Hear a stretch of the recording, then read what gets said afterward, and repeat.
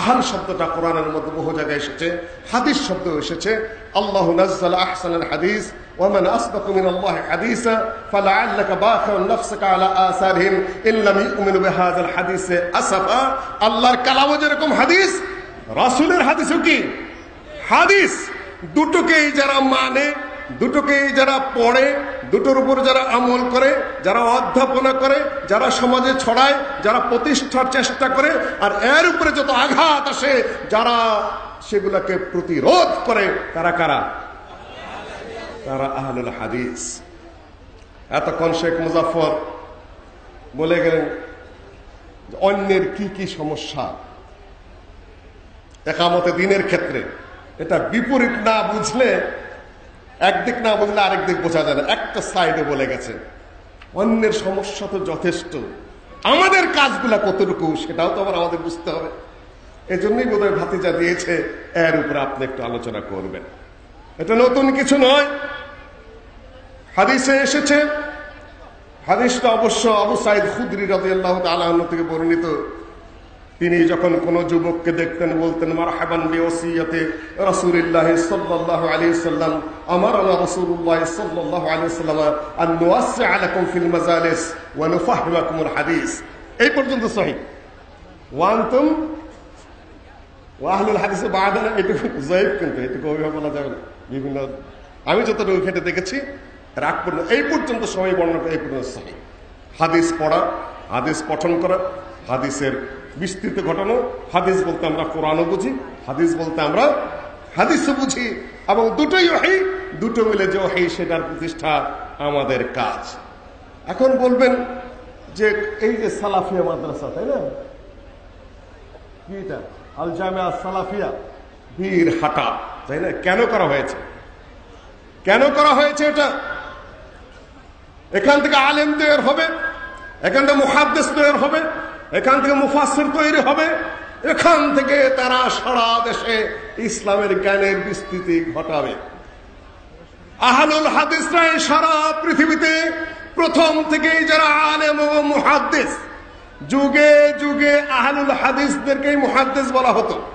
আহলুল হাদিসরা হাদিস পড়িয়েছেন একেবারে আপনি প্রথম যুগ থেকে নিয়ে শেষ পর্যন্ত। আহলুল হাদিস বলা হয় যারা হাদিস চর্চা করেছেন, হাদিসের প্রতিষ্ঠা করেছেন, হাদিসের নিয়ে আলোচনা করেছেন, হাদিসের ভালো মন্দ যেটা তারা ঘেটেছেন, সহিহ জয়ীফ প্রসঙ্গে যারা জ্ঞান দিয়েছেন যুগের পরে যুগ, তারা আহলুল হাদিস। আর যদি আলেম তৈরি না হয়, আপনাদেরকে হাদিস প্রসঙ্গে জ্ঞান দিবে কে? আলেম যদি না হয় হাদিস প্রসঙ্গে আপনাদেরকে জ্ঞান দিবে কে? ভারতের বুকে আহলে হাদিসরা বিরাট বিরাট জ্ঞানের কাজ করেছে।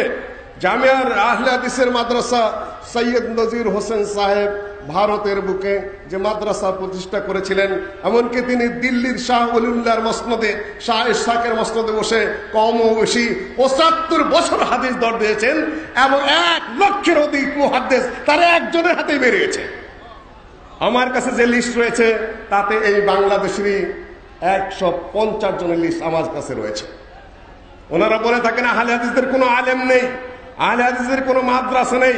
আমি বলি আলেম যদি থেকে থাকে তাহলে আহলে হাদিসের মধ্যেই রয়েছে এই কবির উদ্দিন রহমানি, আবুল কাসিম রহমানি, হাবিবুল্লাহ খান রহমানি, আহমদুল্লাহ রহমানি, এই ময়মনসিংহ নাসিরাবাদী, আহমদুল্লাহ রহমানি চাঁপাইনবাবগঞ্জের আগে ছিলেন মুর্শিদাবাদী, এই যে হাবিবুল্লাহ খান রহমানি, এই যে রহমানের বড় বড় আলেম ওলামা যারা হাদিসের হাফেজ ছিলেন।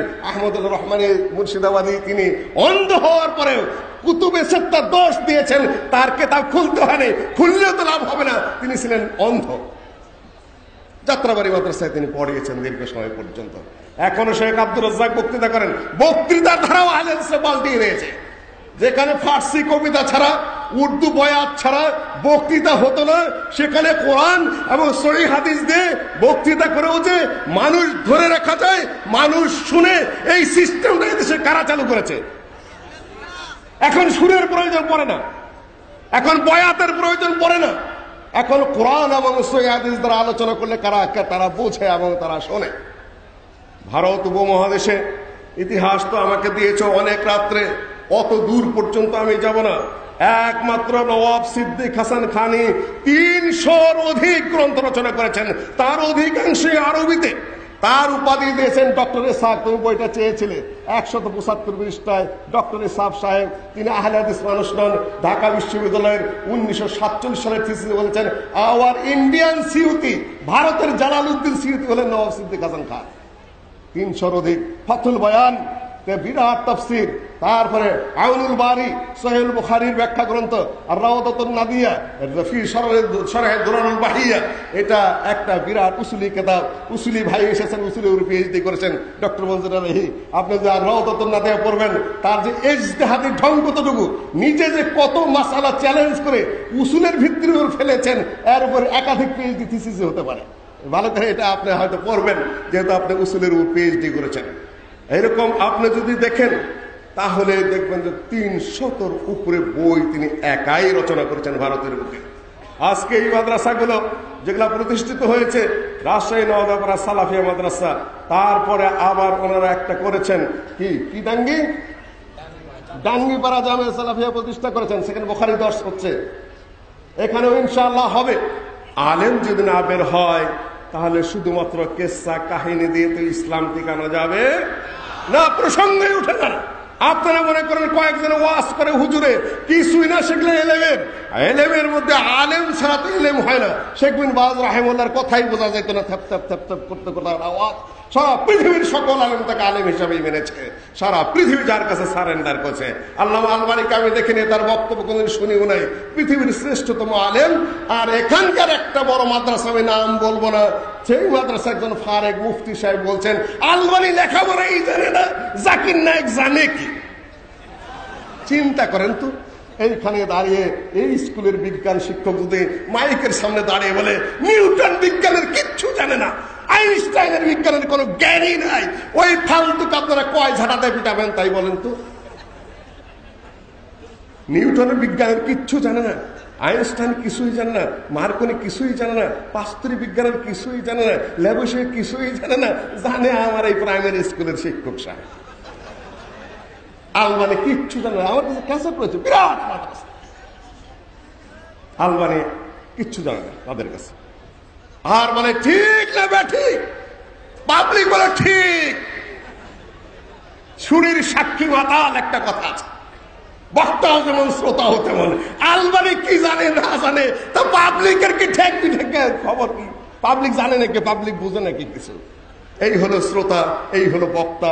বক্তা এবং শ্রোতার সম্পর্ক করে বলে সেখানে একটা বই আছে, আপনারা ভালো করে পড়ে নেবেন, বক্তা এবং শ্রোতা। সম্মানিত ভাই বোনেরা, এই হলো এলমি দিক, যেগুলা সেগুলা যুগের পর যুগ তারা খেদমত করছে। আমি অবাক হলাম, অনেক বই পুস্তক। এই যুগে এই বাংলাদেশে কোনো পত্রিকাই ছিল না। প্রথম দৈনিক পত্রিকা কার? প্রথম দৈনিক পত্রিকা যিনি বের করেছেন তার নাম কি তাও জানেন না? মৌলানা আকরম খাঁ। আপনাদেরই আহলে হাদিস মানুষ, বাড়ি হলো 24 পরগনা। তার বাবা আব্দুল বারী খান, তার দাদারা হলেন মুফিদউদ্দিন খান, মদন খান। বালাকোটের যুদ্ধে তারা অংশগ্রহণ করেছিলেন।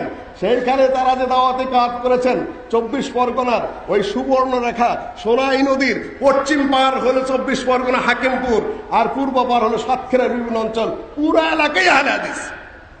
তাদের দাওয়াতের কারণে আপনারা দাওয়াতি কাজও করেন না।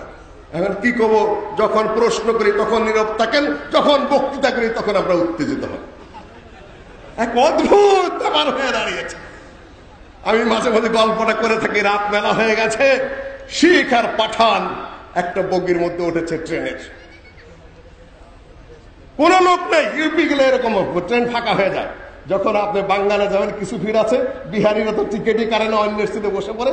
ইউপির যখন আগে যাবেন তখন ভদ্রলোক, ট্রেন ফাঁকা হয়ে যায়। শিখ আর ওই পাঠান এক বগির মধ্যে রয়েছে। পাঠান শিখের চেহারা এত সুন্দর, লম্বা দাড়ি, টকটকা চেহারা, মাথায় পাগড়ি। পাঠান মনে করেছে এ তো একজন সুফি বুজুর্গ পাইছে, একটু সালাম দে, দোয়া নিয়ে নেই। যা বলে সুফি সাহেব আসসালামু আলাইকুম, মেরে লিয়ে দোয়া করনা। শেখ বলে मैं सूफी थोड़ा ही हुआ, मैं सिख सरदार। আমি কোথা থেকে সুফি, আমি শিখ সর্দার। পাঠান চাকু বের করে বলে সালা তুই শিখ हो, मौका मिल गया। চাকু বের করে গেছে মারতে। শেখ বলে মেরা কসুর কিয়া, আমার দোষ কি, তুমি মারবে কেন? যে আমি আলেমদের কাছে শুনেছি কাফের মানে জান্নাতে যাওয়া যায়, যে আমি তাহলে কাফের এটার বাঁচার পথ কি? তাহলে তুমি ইসলাম কবুল কর লো, ইসলাম গ্রহণ করো। ठीक है, मैं इस्लाम कबूल करने के लिए तैयार हो, तो क्या करना पड़ेगा? जो कलमा पढ़ना है, जो कलमा पढ़ते হবে तो कलमा सिखाओ। পাঠান এখন নীরব। শিখ তো তখন রাগে গর্জে কলমা শিখাও, পাঠান তখনও নীরব। শিখ রাগ করে কলমা শিখাও, ওখানে खिड़की से बाहर फेंक देंगे, कलमा ना শিখলে কার বাইরে ফেলাই দেন। তখন পাঠান বলে মাফ कीजिएगा सरदार जी, मुझे भी कलमा नहीं आता। বক্তৃতা শুনতে উত্তেজিত হন, যখন প্রশ্ন করি তখন যে জবাব আসে না, এটা আমরা কি করব তাই বলুন। সমাজ ভাই বোনেরা, শেখ মুজাফফর বিন মহসেন একদিক বলেছে, আপনাদের মনেও প্রশ্ন জেগেছে আদৌ কি আহলে হাদিসদের কোনো অবদান রয়েছে? আমি সামান্য কয়েকটা অবদানের কথা বললাম, কিছু আলেম ওলামার কথা বললাম, কিছু বই পুস্তকের কথা বললাম। এখন পর্যন্ত দেখতেছি আরাফাত পত্রিকা শুধুমাত্র ছিল, তরজমাল হাদিস শুধু ছিল, এখন ইতিসাম বের হয়েছে, সিরাত মুস্তাকিম লিখতেছে, এমনকি শেখ আব্দুর রাজ্জাক অনেক বই লিখে ফেলেছে। শেখ মুজাফফর অনেক বই পুস্তক, ডক্টর গালেব অনেক লিখেছেন।